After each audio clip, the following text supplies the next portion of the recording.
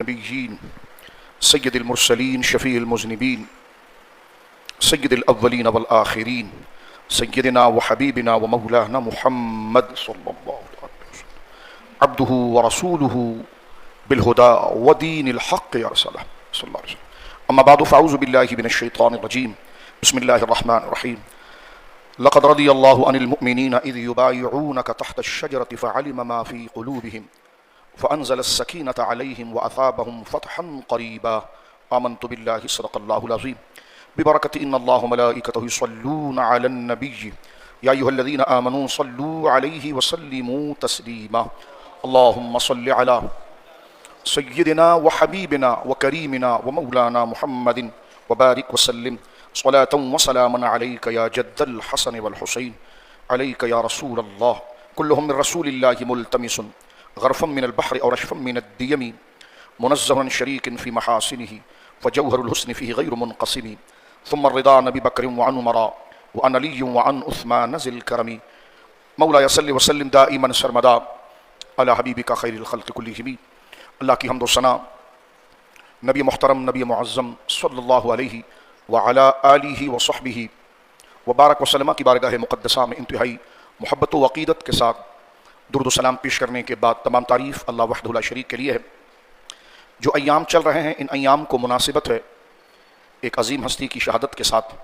میرے مراد کامل الحیاء والایمان مجہز جیش العسرۃ فی رضا الرحمن حضور سیدنا و مولانا عثمان ابن عفان ذی النورین رضی اللہ تعالی عنہ کی شہادت مبارکہ سے. خلیفہ سوم داماد رسول ذی النورین اللہ رب العالمین جل وعلا کے محبوب بندوں میں سر فہرست شامل بندوں کے اندر ایک روشن نام جن کا نام آنے سے ہی حیا، شرم اور ایمان کی ایک رمق اور ایک نور کی روشنی دلوں کے اندر دماغ کے اندر اپنے جلووں سے ہمیں مستنیر اور روشن کرتی ہے. حضرت عثمان غنی ذی النورین رضی اللہ تعالیٰ عنہ. اللہ رب العالمین نے خلیفہ سوم حضرت عثمان غنی رضی اللہ تعالیٰ عنہ کو بے بہا فضیلت اور کرامت اور عزت سے نوازا. نسب کے اعتبار سے بھی، اخلاق و قدر کے اعتبار سے بھی، اور پوری زندگی جو آپ نے اسلام کے لیے صرف کی ہے اللہ کی جانب سے ملنے والی بشارات صبح قیامت تک تلاوت قرآن میں آپ کے مرتبے کو ذکر کرے گی. رسول کریم صلی اللہ علیہ وسلم کی بارگاہ میں آپ کا اعتماد، آپ کا اخلاص اور بالخصوص آپ کی سخاوت اور اسلام اور مسلمانوں کی آسانی کے لیے آپ نے جو مال کے ذریعے فیاضی دی ہے وہ صبح قیامت تک اور بعد قیامت تک آپ کا نام اللہ کی بارگاہ میں اپنے روشن بندوں میں سب سے بلند رہے گا. عثمان غنی کا نام ہی حیا کے ضرب مثل ہے. جب ہم حیا کا لفظ کہتے ہیں تو عثمان غنی یاد آتے ہیں، اور جب عثمان غنی کا نام لیتے ہیں تو حیا و شرم یاد آتی ہے. اس سے پہلے عرض کیا ہے رسول اللہ نے فرمایا الایمان والحیاء قرناء، فرمایا ایمان اور حیا و شرم یہ دونوں ایک ہی ہیں. ان میں سے کوئی ایک اٹھ جائے، حیا ختم ہو جائے تو ایمان ختم ہوگا، ایمان ختم ہو جائے تو حیا ختم ہوگی. حیا اصل ایمان ہے. حیا وہ عظیم شرف اور وصف اور خوبی ہے جب بندے کے اندر آ جاتی ہے تو اس کے دل کے اندر ہر سچ کو قبولنے کی صلاحیت پیدا ہو جاتی ہے. حیا اور شرم کا جذبہ جب انسان اپنے باطن میں پاتا ہے تو پھر وہ ہر اہل حق کی قدر کرتا ہے اور بے ادبی اور ہر ناقدری سے رکتا ہے. یعنی یوں سمجھ لیجئے سچ بولنے کا جذبہ، قدر اور عظمت والوں کی رسپیکٹ کا جذبہ، سچ کو قبول کرنے کا جذبہ، حق کا ساتھ دینے کا جذبہ، ان تمام اچھائیوں کو جو جذبہ پیدا کرتا ہے اس کو حیا کہتے ہیں. حیا یوں سمجھ لیجئے تمام فضائل اور تمام اخلاق اور تمام مینرز اور تمام خلق یہ اصل اور بیج ہے. جس میں حیا نہیں وہ کبھی سچ نہیں کہہ سکتا، جس میں حیا نہیں وہ شجاع نہیں ہو سکتا، جس میں حیا نہیں وہ کبھی اللہ سے ڈر نہیں سکتا، جس میں حیا نہیں وہ کبھی حضور سے محبت نہیں کر سکتا، جس میں حیا نہیں ہے وہ کبھی نماز کی قدر نہیں جان سکتا، جس میں حیا نہیں ہے وہ کبھی بھی ماں باپ کی قدر کو نہیں جان سکتا، جس میں حیا نہیں ہے وہ کبھی بھی اسلام کی عظمت کو نہیں پہچان سکتا، جس میں حیا نہیں ہے وہ کبھی بھی اللہ کے انعام جنت کی لذت کو نہیں پا سکتا. کیونکہ یہ تمام تر شوق اور جلوے جس چیز سے پھوٹ کر نکلتے ہیں اس چشمے کا نام، اس بیج کا نام حیا ہے. اور اللہ نے حضرت سیدنا عثمان کو جو کمال شرف عطا فرمایا ان شرف میں آپ کی ذات کا سب سے بڑا وصف، خوبی اور کمال شرم و حیا تھی. اللہ رب العالمین آپ کی تربت مقدسہ پر اللہ اکبر کروڑوں رحمتوں کا نزول فرمائے. بقی شریف میں آپ کے مزار مقدس جس کے سامنے بندہ پہنچتا ہے تو یوں لگتا ہے کہ جس طرح کہ سورج کی کرنیں پھوٹ رہی ہے اس مبارک خاک سے. اللہ آپ کی قبر مبارک پر کروڑوں رحمت اتارے اور آپ کی حیا و شرم والی شہادت اور امت کو جوڑنے کا جذبہ، اور اپنی جان دے دی لیکن امت کی تلواریں آپس میں ایک دوسرے سے ٹکرا کر ایک دوسرے کو لہو لہان کر دے، اس کو آپ نے برداشت نہیں کیا۔ پوری طاقت آپ کے پاس تھی، بڑے مضبوط خلیفہ تھے، لاکھوں لاکھ فوج آپ کے کنٹرول میں تھی، لیکن آپ نے مدینے کی سرزمین کو مسلمانوں کے خون سے رنگین ہونے سے بچایا، یہاں تک کہ بلوائیوں نے آپ کی جان لے لی، لیکن کسی مسلمان کو آپ نے ایک دوسرے کے خلاف تلوار اٹھانے کی اجازت نہیں دی۔ اتنا صبر، اتنا برداشت پہاڑ کے پاس بھی نہیں ہوتا۔ پہاڑ پر بھی اتنا روب آئے تو اپنی جگہ سے چر جاتا ہے، لیکن حضرت عثمان غنی نے دین کو جوڑنے کے لیے، امت کو جوڑنے کے لیے اور حضور کے دل کو قرار دینے کے لیے اپنی جان تو قربان کر دی، لیکن امت کو آپس میں لڑنے نہیں دیا۔ اور آپ کی شہادت اور امام حسین کی شہادت بالکل ایک درجے کی شہادت ہے، بہت ڈیٹیل کا موضوع ہے، وقت رہے گا تو اس کا ہم ذکر کریں گے۔ اور اگر انبیاء کی زندگی کو دیکھیں، کیونکہ انبیاء کرام کی مثال سورج کی ہے اور اولیاء کی مثال چاند کی ہے۔ چاند جو روشنی لے کر عالم کو روشن کرتا ہے وہ سورج سے لیتا ہے، تو اللہ کے اصل کمالات اللہ اپنے بندوں میں جن کو عطا فرماتا ہے وہ انبیاء ہے۔ پھر اللہ کے نیک بندوں کے اندر کوئی نہ کوئی بندہ جس کے اندر نیکی، خوبی اور کمال ہوتا ہے، وہ کسی نہ کسی نبی کے فیض کے ماتحت ہوتا ہے۔ اس لیے داتا صاحب رحمۃ اللہ علیہ، دیگر بزرگوں نے لکھا کہ حضرت عثمان کی زندگی میں صبر و تحمل اور آنے والی یعنی حق اور عشق کی راہ میں آنے والی پریشانیوں میں صبر کرنا اور جان کی بازی تک لگا دینا، یہ صبر و استقامت اور ابتلا اور آزمائش میں استقامت کا مظاہرہ کرنا، یہ سیدنا ابراہیم خلیل کے کمالات کا پرتو تھے۔ یہ اسپرچول اور روحانی فیض کا ایک طریقہ۔ لیکن آئیے، وقت مختصر ہے، جلدی سے آگے چلتے ہیں۔ میرے سامنے اس وقت سورۃ الفتح ہے، اور میں آپ تمام سے کہوں گا کہ حضرت عثمان غنی کی، کیونکہ یہ جو ایام چل رہے ہیں، دو قول ہے کہ 17 اور 18 ہجری میں آپ کی شہادت ہوئی، اور ایک قول یہ ایام تشریق کا ہے جس میں تکبیریں بلند ہوتی ہیں نمازوں کے بعد 13 کی عصر تک۔ یہ وہ ایام ہے جس میں بلوائیوں نے حضرت سیدنا عثمان غنی ذو النورین پر گویا کہ حملہ کیا، اور آپ چاہتے تو ان کو صفحہ ہستی سے مٹا کر رکھ دیتے، لیکن آپ نے کہا کہ نہیں، عثمان تاریخ کا وہ حصہ نہیں بننا چاہتا کہ جس کی وجہ سے مسلمان مدینے کے اندر گھوڑا دوڑائیں اور ایک دوسرے کے خلاف تلوار نکالیں۔ اس لیے حضور نے فرمایا، حضور سے پوچھا گیا یا رسول اللہ بہادر کون ہے؟ حضور نے فرمایا بہادر وہ نہیں جو جس کو پچھاڑ دے، بہادر وہ ہے کہ جو اپنے مخالف پر کنٹرول کر کے پھر معاف کر دے۔ یہ مظاہرہ جہاں ہمیں فتح مکہ میں نظر آتا ہے، وہیں پر حضرت عثمان غنی ذو النورین کی زندگی میں نظر آتا ہے۔ نہ ہماری زبان میں تاثیر ہے، نہ ہمارے پاس الفاظ ہیں، نہ بیان ہے، کہاں عثمان غنی کے مقام کی بلندی، اور کہاں ہم جیسے چھوٹے اور بیکار لوگ اللہ ان کی قبر پر رحمتوں کا نزول فرمائے اور خواب میں بھی ان کا جلوہ دکھائے اور میدان محشر میں بھی ان کے قدموں کی اللہ رب العالمین زیارت عطا فرمائے۔ اب آپ دیکھیں گے کہ ان کا مقام کیا۔ اللہ اکبر، اللہم صلی علی سیدنا مولانا محمد، اللہ اکبر۔ یہ سورہ فتح کی 18ویں آیت ہے، اور قرآن مجید کا ارشاد ہے لقد رضی اللہ عن المؤمنین اذ یبایعونک تحت الشجرہ۔ اسلام میں میرے بزرگوں، دوستوں، بھائیوں، بہنوں جو لائف سن رہی ہیں، اسلام میں وہ واقعات جو انتہائی قدر کے ساتھ دیکھے گئے، اور ان واقعات کو اسلام نے، قرآن نے، اللہ نے بہت قدر سے نوازا، اور پھر ان کو نشان بنا دیا کہ اے یہ جو لوگ ہیں، اس قسم کا جو انہوں نے کام کیا ہے وہ ہماری بارگاہ میں بہت عظیم ہے، یعنی یہ اللہ اللہ کرتے رہے اور اللہ ان کی شان بیان کر رہا ہے۔ تو وہ لوگ جو اللہ کو ایسا راضی کر گئے کہ وہ واقعہ، وہ لمحہ، وہ جگہ، وہ مومنٹ اللہ کو اتنی پیاری ہوئی کہ پھر اللہ نے قرآن میں اپنے آئیڈیل ذکر کیے کہ ہماری بارگاہ میں مقام کون رکھتا ہے۔ جہاں پر ابتدا میں اسلام لانے والے لوگ ہیں، وہیں پر بیت رضوان، حدیبیہ کے مقام پر جو بے سر و سامانی کی حالت میں، حالت احرام کے اندر، حدیبیہ کے کھلے میدان کے اندر، تپتے صحرا کے اندر، ہم تو نماز بھی بغیر ایئر کنڈیشن کے نہیں پڑھ سکتے، تپتے صحرا کے اندر آگے انجام کیا ہوگا خبر اس کی کچھ بھی نہیں ہے۔ رسول اللہ نے مدینہ چھوڑ دیا، مکہ چھوڑ دیا ہے صلی اللہ علیہ وسلم۔ 6 سال کے بعد خواب دیکھتے ہیں کہ میں اپنے 1400 صحابہ کے ساتھ جا رہا ہوں مکہ، اور جا کر اللہ کے حضور احرام باندھ کر طواف اور عمرہ کر رہا ہوں۔ کافروں کا مکمل کنٹرول ہے مکہ کے اوپر، وہ مسلمانوں کا نام تک سننے کے لیے تیار نہیں، اور یہاں حضور نے ارادہ فرما لیا علیہ السلام کہ میں نے جانا ہے، اور 1400 صحابہ کو حالت احرام میں لے کر کہ نہ تیر ہے، نہ تلوار ہے، نہ بھالا ہے، نہ جنگ ہے، اور انتہائی کٹر اور سب سے بڑے دشمنوں کے پاس جا رہے ہیں۔ اب چل پڑے۔ صحابہ نے یہ نہیں پوچھا حضور کوئی تلوار لے لیں، کوئی اسلحہ لے لیں، ہماری بیوی ہیں، ہمارے بچے ہیں، ہم چلنے کے لیے تیار ہیں، لیکن اپنی جان کی حفاظت کے لیے تو کچھ کریں۔ کچھ نہیں، حضور نے کہا میں جا رہا ہوں، انہوں نے کہا لبیک حضور ہم بھی چل رہے ہیں۔ اب آپ دیکھیں سر پر امامہ نہیں ہے، سر ننگا ہے احرام کی حالت میں، پاؤں کھلے ہوئے ہیں، 2 سفید چادریں، اس میں کیا لڑیں گے؟ احرام میں تو بندہ عمرے میں اپنے آپ کو نہیں سنبھال پاتا۔ صحابہ اکرام رضوان اللہ اجمعین، اور جا بھی وہاں نہیں رہے جہاں پر 5 اسٹار ہوٹل میں استقبال ہوگا اور ایئرپورٹ پر ریسیو کیا جائے گا، زمزم پلایا جائے گا، اور بڑی ایئر کنڈیشن بسیں ہوں گی، بڑے پروٹوکول کے ساتھ ہوٹل تک لایا جائے گا، عمرہ کرا نہیں، سب سے بدترین دشمنوں کے پاس جو کچھ بھی کر سکتے ہیں، جن کو نہ پہلے اطلاع دی گئی ہے، نہ معاملہ بتایا گیا ہے۔ اب جب حضور روانہ ہوئے علیہ الصلوۃ والسلام، لمبا طویل سفر گرمی میں طے کر کے، رونگٹے کھڑے ہوتے ہیں، بندہ اپنے آپ پر احساس کرے۔ کبھی گرمی میں ایسی بندہ پیدل واک کرے تو اس کی عقل ٹھکانے آ جاتی، کہاں مدینہ منورہ اور کہاں حدیبیہ کا مقام۔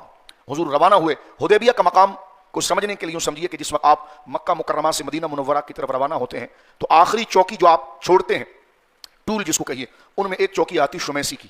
یہ وہ مقام ہے جو حدیبیہ کہلاتا ہے، جس کا آدھا حصہ حدود حرم کے اندر ہے، آدھا حدود حرم کے باہر ہے۔ انتہائی پتھریالی زمین، اور انتہائی ریت اور صحرا والی زمین، سرکار کو وہاں روک دیا گیا ہے، اور سرکار گویا کہ حدیبیہ کے مقام پر رک گئے ہیں، اور مشرکین مکہ میں سے مشرکین مکہ کو موقع مل گیا مسلمانوں کو ختم کرنے کا، اس لیے کہ بدر تو ہو چکی تھی، اس میں انہوں نے منہ کی کھائی، عہد ہو چکی تھی، ان کا غصہ پنپ رہا تھا، ان کے بڑے بڑے لوگ مار دیے گئے تھے، اور وہ سیاسی طور پر مکاری کے انداز میں کوئی بہانہ ڈھونڈنا چاہ رہے تھے کہ ہم مظلوم بن کر ان کو ماریں، ہیں ہم ظالم، جیسا مغرب ہمیں مارتا ہے ظالم، لیکن وہ ہماری پٹائی کرتا ہے۔ آج بھی دیکھیے یورپ پر خدا کی لعنت اترے، اس نے قرآن مجید کی پھر توہین کی ہے، تاکہ مسلمان اپنے حق کے لیے جب جذبہ دکھائیں تو پھر یہ مظلوم بن جائے اور کہیں یہ دہشت گرد ہے اور انتہا پسند ہے۔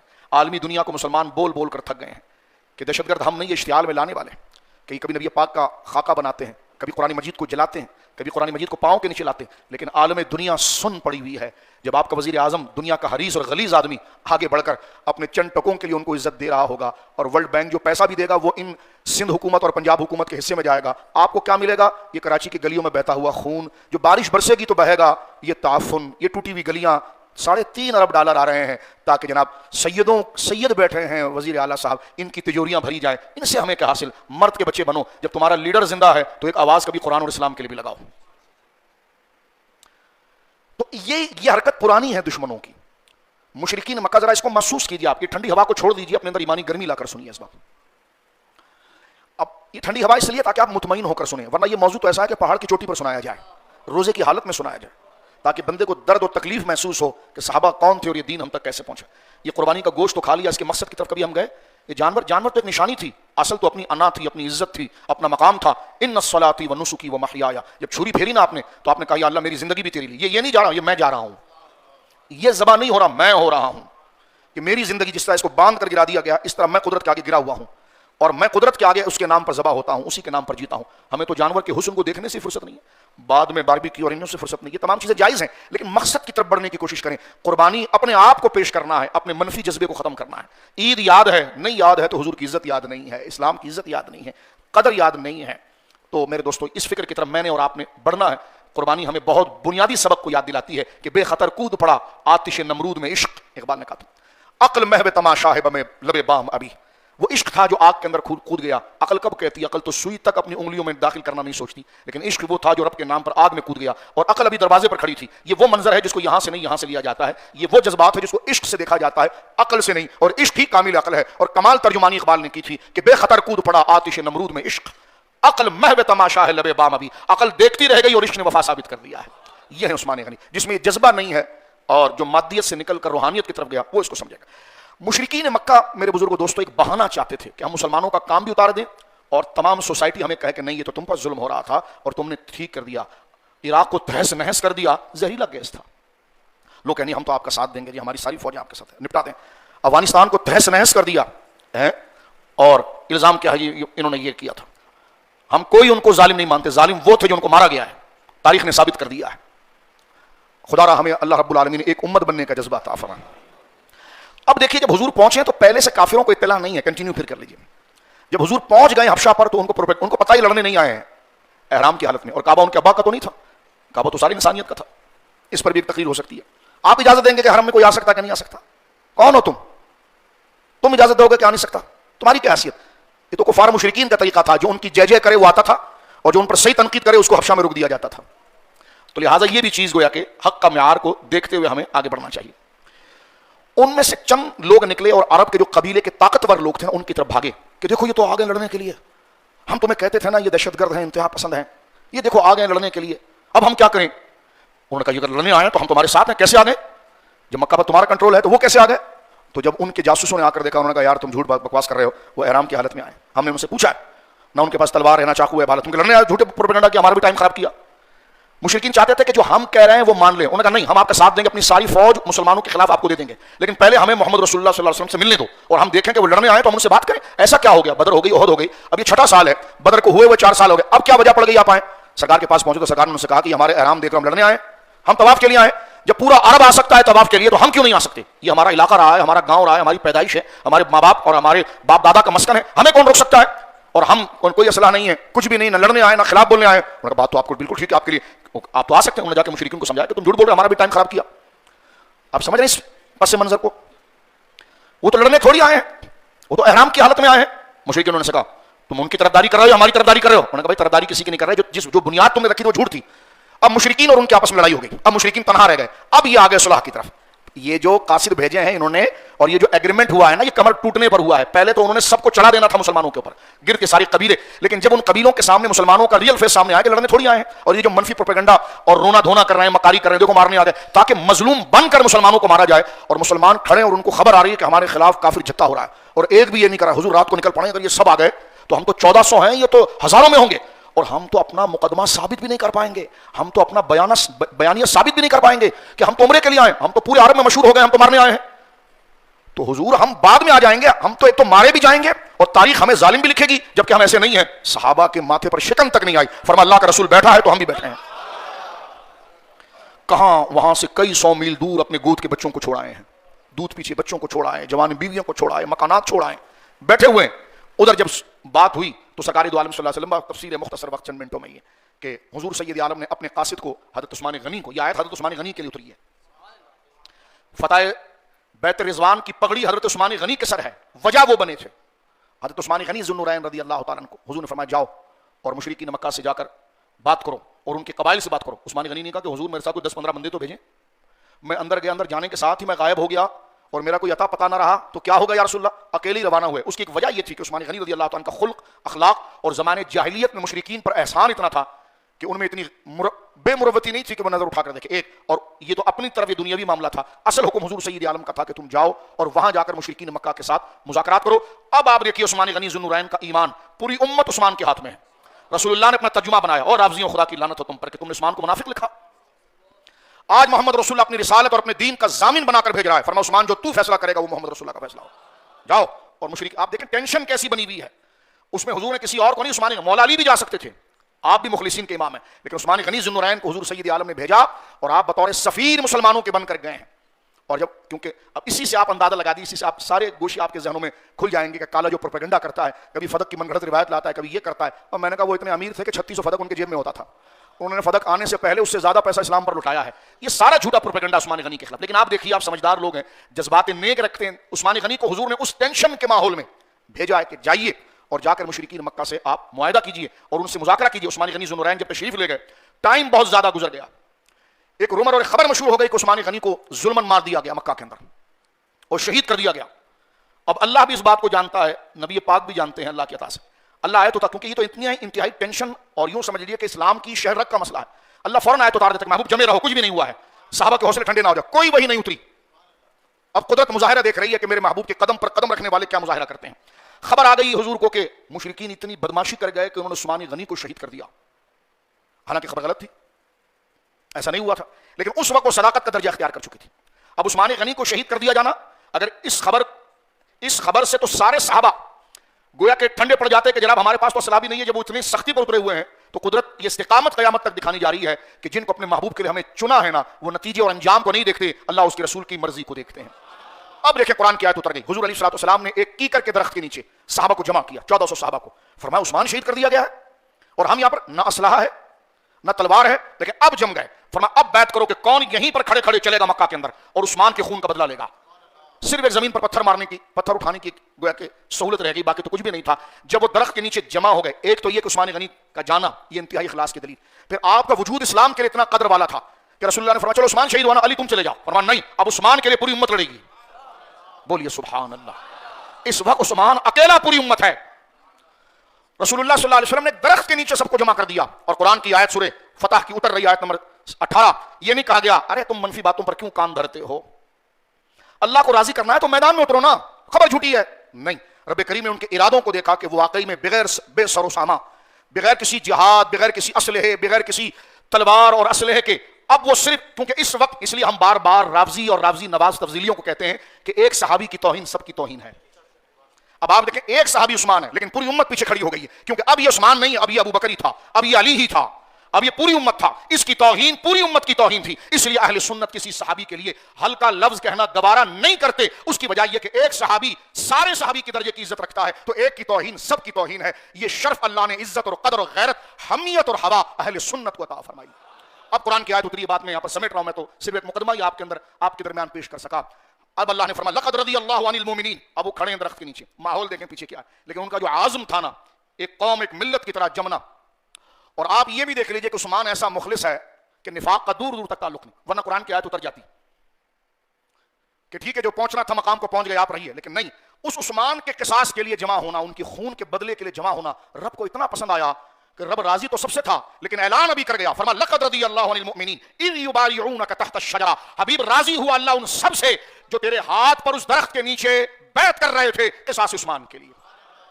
لقد رضی اللہ, تحقیق بے شک اللہ راضی ہوا, کس سے؟ اور ساری نماز روزہ زکوٰۃ کلمہ ممبر پر بیٹھنا گھومنا پھرنا جینا مرنا یہ سب اللہ کی رضا کے لیے تھا نا. عثمان اتنا قیمتی تھا اور پوری امت کا درجہ رکھتا تھا رضی اللہ تعالیٰ عنہ کہ ان کے خون کے قصاص یعنی ان سے یکجہتی دکھانے کے لیے, ان سے وفاداری دکھانے کے لیے, ان کی قدر کے لیے جب امت کھڑی ہوئی ہے تو رب راضی تو پہلے سے تھا لیکن آج یہ آیت اتر رہی ہے, فرما اب رب اعلان بھی کرتا ہے اس عزم کے لیے جو تو اللہ کے ایک مخلص بندے, جو تمام امت اللہ رسول کا ترجمان اور اخلاص کے اس درجے پر ہے کہ جس کے ساتھ تم نے وفا اور یکجہتی دکھائی, تو اس عمل سے خدا اتنا راضی ہوا کہ قرآن اترا لقد رضی اللہ عن المؤمنین, خدا راضی ہو گیا ان سارے مسلمانوں سے. کن سے راضی ہوا؟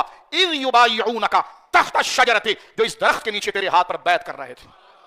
اب بھی کچھ بتانا رہ گیا عثمان غنی کون ہے؟ اب بھی کچھ رہ گیا ہے کہ عثمان غنی کون ہے؟ اللہ رب العالمین فرماتا فعلم ما فی قلوبہم, دیکھیں بات آ گئی. اب اگر کوئی کالا بدبخت یہ کہے کہ نہیں جناب داڑھی رکھ لی تھی پگڑی رکھ لی تھی ایسی نعرے لگا لیے تھے, اور میں نے کہا رافضی مانا کہ بڑے بڑوں کی صلاح تم سے ہو رہی ہے, تم سے بغض صحابہ نہیں جا سکتا, ہمارے دل میں تمہاری محبت نہیں آ سکتی. خمینی کے قصیدے لکھ رہے ہیں ہمارے پیر پنجاب کے اندر, کسی کو فرشنر مل رہی ہے کسی کو ٹی زیڈ مل رہی ہے. میں نے کہا جناب یہ ٹی زیڈ ہو یا فرشنر ہو یا تمام معاملات ہو یہ تو پولیس صراط پر کھڑی بھی نہیں ہو سکتی, پار کرنا تو دور کی بات ہے. وہاں پار کرے گی تو صحابہ کا عشق پار کروائے گا, اہل بیت کا عشق پار کروائے گا. اب آپ دیکھیے قرآن کیا کہتا ہے کہ ان کے دلوں میں کیا تھا. اب اگر کوئی کہے کہ نہیں وہ تو ظاہری طور پر انہوں نے سب کچھ کیا, میں نے کہا یہ خمینی نہیں بول رہا ہے معاذ اللہ بلا تشبیہ, یہ اللہ ہے جو علیم بذات الصدور ہے, جو دلوں کے رازوں کو جانتا ہے. اب دیکھیں اللہ کیا فرما رہا ہے, اس آیت پر غور کیجئے, میں سبق کو چھوڑ رہا ہوں قرآن کا, اس کو ذرا سامنے رکھیے.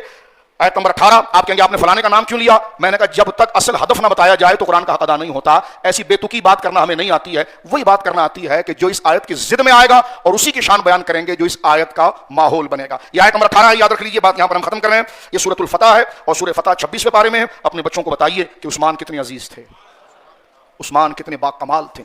اپنے بچوں کا نام عثمان رکھیں, علی رکھیں. لوگ ہمارے پاس آ کر کہتے ہیں ایسا نام بتائیے جو کسی کا نہ ہو. میں نے کہا جب دنیا میں کسی کا نہ ہو تو آخرت میں کس کا ہوگا؟ میں نے کہا چھوڑو یہ فضول باتیں, رکھو ان کے نام پر جب اٹھے تو رحمت کو بھی رحم آ جائے. نام تیرا عثمان و علی ہے, ابو بکر و عمر ہے, خالد و عبیدہ ہے, معاذ ہے. ہم تیرے اوپر عذاب کر دیں ہے تو منہ لگانے کے لائق نہیں, لیکن نام تو نے ہمارے پیاروں کا رکھ رکھا ہے. عائشہ ہے, آمینہ ہے, زہرا ہے, زینب ہے, فاطمہ ہے, بولے سبحان اللہ, حلیمہ ہے. اب دیکھیں بات ہم ختم کرتے ہیں, اس منظر کو کنٹینیو کر لیجیے. لقد رضی اللہ عن المؤمنین, آیت یاد رکھ لیجیے, آیت نمبر 18 پھر کہہ رہا ہوں, اور یہ حامیم کا پارہ ہے, 26واں پارہ ہے, اور یہ سورت 48 ہے. گھر جا کر آج کل ایسی بھی چھٹیاں ہیں, اٹھائیے کنز الایمان شریف اور یہ آیت کریمہ کو دیکھیے اور اس کی تفسیر پڑھیے, پھر آپ کو پتا چلے گا جو جانور ذبح کیا نا اس کی روحانیت کیا ہے. عثمان غنی کا ذکر کو کر کے پھر آپ اس کی لذت پائیں گے. جہاں زبان اس کے گوشت سے لذت پا رہی ہے نا, یہ ذکر روح کو چین دے گا. پھر فرمایا رضی اللہ عن المؤمنین, اللہ راضی ہوا. اور آپ کو ایک بات میں عرض کروں, دیکھیں جب گورنمنٹ والے ایگریمنٹ لکھتے ہیں نا تو پریزنٹ کا ٹینس نہیں لکھتے یا فیوچر نہیں لکھتے, وہ پاسٹ لکھتے ہیں ایگریمنٹ کا کہ ہوا. یہ ایگریمنٹ کرنے کا طریقہ ہوتا ہے کہ وہ کبھی بھی معاہدہ ہوتا ہے تو میرا اور آپ کا یہ معاملہ ہوا, ہو رہا ہے, یہ نہیں لکھا جاتا, ہوگا نہیں. تاکہ یہ کیوں ہوتا ہے, ماضی کا صیغہ کیوں استعمال کیا جاتا ہے, پاسٹ کا ٹینس کیوں لیا جاتا ہے؟ اس کی وجہ یہ ہے کہ مضبوطی یقینی کے لیے کہ اب اس کے بارے میں کوئی شک نہیں ہے. یہاں پر بھی قرآن نے جو لفظ لیا رضیہ, ماضی سے سمیا, لقد رضی اللہ, اللہ راضی ہوا. اب ایگریمنٹ ہو رہا ہے قیامت تک قرآن کا. اب خمینی قمی شمی یہ سب گاربیج باکس میں گئے, قرآن کا سورج سب سے اوپر آیا. فرمایا لقد رضی اللہ, اللہ راضی ہوا, راضی ہو گیا صحابہ سے. عن المؤمنین, بولیے سبحان اللہ, ان مومنین سے اللہ راضی ہوا. اذ یبایعونک, قرآن کی لذت اور اس سچائی کی قدر کو بولیے. اذ یبایعونک, جبکہ وہ بیعت کر رہے تھے حبیب, تحت الشجرۃ, اس درخت کے نیچے. اچھا یہ تو سامنے تو ہاتھ جا رہا تھا, دل کہیں بیوی بچوں کی طرف بھاگ رہا تھا, دل ڈر رہا تھا کہ مارے جائیں گے. اللہ فرماتا راضی اس لیے نہیں ہوا, راضی اس لیے ہوا فعلم ما فی قلوبہم, ہم نے جان لیا تھا جو ان کے دلوں میں ہے. یہ علیمہ بھی ماضی ہے, فرمایا جانا, یعنی اللہ کو تو علم ہے لیکن ان کا ارادہ تھا کہ سب کچھ نچھاور کریں گے اور امت کے اس نمائندے کی جان کے تحفظ کے لیے ہم آگے بڑھیں گے. رب نے فرمایا اور عثمان سے محبت میرے لیے تھی क्योंकि मेरे निशान पर गया था। तो अल्लाह ने फरमाया जब मैंने उनके दिलों में ये पाकीज़ा इरादा देखा, आलिमा मा फी कुलूबिहिम, अब अल्लाह ने तो दिल की बात कर दी, नीयत की बात कर दी। अब नीयत से ही तो सारे आमाल बनते हैं। और तुम ये जो टॉफियां बेचते हो, नहीं नहीं, हमारे खामनाई साहब ने कहा साहबा की तौहीन कभी नहीं होती। मैंने कहा ये जुबान है, पढ़ पढ़ पढ़ पढ़ चल रही है, दिल नहीं है। लेकिन जिनके दिलों से खुदा राजी हुआ वो ये काले जुब्बे नहीं है, वो साहबा इकराम है जिनके बारे में खुदा कह रहा है फ़अलिमा मा फी कुलूबिहिम, उनके दिलों को खुदा ने जाना, तब कहा रज़ियल्लाहु अनिल मोमिनीन, खुदा इन सबसे राजी हो गया। और आगे सुनिए, आयत खत्म हो रही है, फिर अल्लाह ने फिर भी नहीं बस किया, बल्कि फरमाया फ़अनज़ल सकीनत अलैहिम, हमने अपने दिल से, हमने अपने उनके दिलों में अपनी जानिब से जो इस्लाम का मुकम्मल सुकून यकीन था, वो ऐसे नहीं देते हम। यूसुफ ऐसा नहीं बनता, बाजार में बिकता है, गालियां खाता है, मामलात होते हैं तोहमत का, फिर वो यूसुफ बनता है। शान फरमाइए इस मकाम पर जो पहुंचे हैं और हमने इनके दिलों पर सकीना उतारा, सकीना से मुराद अब इनके दिल में इस्लाम के खिलाफ कभी शक नहीं आएगा, कभी माल की हवस नहीं आएगी, लालच नहीं आएगी। और ये सबसे एंड दर्जा होता है जब बंदा मुकम्मल जुद्दोजहद करके अपने अमल को पेश करके स्ट्रगल करके कुदरत को यह साबित कर देता है कि मैं 2 नंबर नहीं हूं। और कुदरत फिर इम्तिहान उसके दिल से लेती है कि सिर्फ जाहिरी है या दिल में भी ऐसा है। और कुदरत जब देख लेती है दिल भी ऐसा है, उस वक्त फाइनल रिजल्ट आता है कि जाओ अब हमेशा के लिए तुमको हमने अपना बना लिया है। ये आयत उतर गई। लक़द, अब देखें क्या तरतीब इस आयत की, ऐसा लगता है जैसे मुंह में शहद का जाम उठेला जा रहा है। फरमाया लक़द रज़ियल्लाहु अनिल मोमिनीना, अल्लाह राजी हुआ उन मुसलमानों से, इज़ युबायिऊनका तहत अश-शजरति, हबीब जो तेरे हाथ पर बैत कर रहे थे उस दरख्त के नीचे, फ़अलिमा मा फी कुलूबिहिम, जो कुछ उनके दिलों में था वो अल्लाह जानता था। अब जब मुतमईन हो गए, जान भी ले आए, दिल को भी साफ कर दिया, तो कुदरत ने फिर रहमतों को उंडेल दिया। फरमाया फ़अनज़ल सकीनत अलैहिम, जो इनाम था अब हमने उंडेल दिया और उनके दिलों पे सकीना उतार दिया, यानी अब उनका दिल खुदा से ही मुतमईन हो गया, रसूल से मुतमईन हो गया। सकीने का माना इत्मीनान, इत्मीनान का माना है कि बस यही दर है, इसके सिवा कोई दर नहीं है। उधर ही बस कर दिया। फरमाया असाबहुम फतहन करीबा, और अनकरीब उनको इसी मक्का पर हम गलबा देंगे, इसकी बिशारत हमने अता फरमा दी। अल्लाह रब्बुल आलमीन मिलकर कहिए आमीन कि उस्मानी गनी की तुरबत मुकद्दसा पर करोड़ों रहमत उतारे। अभी इमाम खुतबे में उनका नाम लेगा, इन बातों को याद रखकर उसकी लज्जत पाइएगा। जुबान से तो कुछ मत कहिएगा सुभान अल्लाह, इसलिए कि अज़ान सानी के बाद नमाज का वक्त शुरू हो जाता है, न हाथ उठाकर दुआ की जाती है, न जुबान से कुछ कहा जाता है, बस मजे दिल दिल में लिए जाते हैं। इसलिए कि जो जाहिर था वो हो गया। अब अजान के बाद कुदरत ने पहले चेक किया कि ये आ गए, फिजिकल तौर पर चल कर आए, बैठ गए। अजान के बाद हमारा दिल चेक होगा और उसमें देखा जाएगा कि जो कानों ने सुना, जो आंखों ने देखा, जो घरों से नींद छोड़कर ये मस्जिदों में आ गए, अब दिल चेक होगा कि वाकई में ऐसा था। और दिल अगर उसके मुवाफिक हुआ तो फिर हर सजदा कबूल होगा और यहां मस्जिद से निकलने से पहले खुदा उसकी मगफिरत कर देगा। लिहाजा अब असल मरहला शुरू हो रहा है प्रैक्टिकल का। ये थ्योरी थी, अजान जैसी मौजिन देगा उसके बाद हमारे दिलों को चेक किया जाएगा। और यकीनन इसलिए ये बात थोड़ा टाइम लेकर कुरान के जरिए बयान की गई है ताकि शैतान और शैतानत का दफा हो जाए। और अजान के साथ जब अजानें गूंज रही हों तो जुबान पर अल्लाह अकबर, दिल में खुदा की याद और उसके साथ उस नेक बंदे की मोहब्बत की लज्जत भी आ रही हो जिसकी ताजीम को कुरान ने बयान किया। और वो कौन है? कामिलुल हयाए वल ईमान मुजय्हिज़ जैशिल उसरति फी रिदर रहमान सय्यदना मौलाना इमाम अबी अम्र व उस्मान इब्न अफ़्फ़ान रज़ियल्लाहु तआला।